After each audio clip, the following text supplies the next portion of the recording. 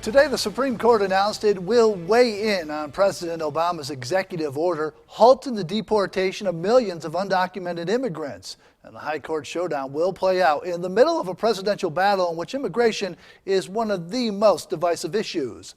Brian Moore has the story from Washington. The U.S. Supreme Court today agreed to referee the fight over President Obama's efforts to shield more than 4 million undocumented immigrants from deportation. The 2014 policy known as DAPA allows some adults here illegally for more than 5 years and without criminal records to stay, if their children are U.S. citizens or lawful permanent residents. It also expands protections for so-called dreamers, young immigrants brought to the United States illegally as children.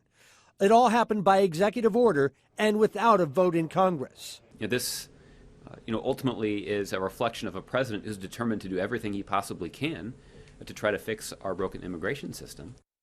But Texas and 25 other states successfully blocked the move in the lower courts, claiming they'd be forced to pay a high price for those allowed to stay.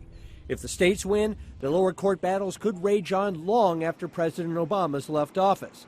And if the president wins, the policy could be in place right as the race for the White House is heading to the finish line. No matter how this case goes, it's going to inflame the bases of both parties. And the decision will sharpen the boundaries of presidential power. Brian Moore, NBC News, Washington.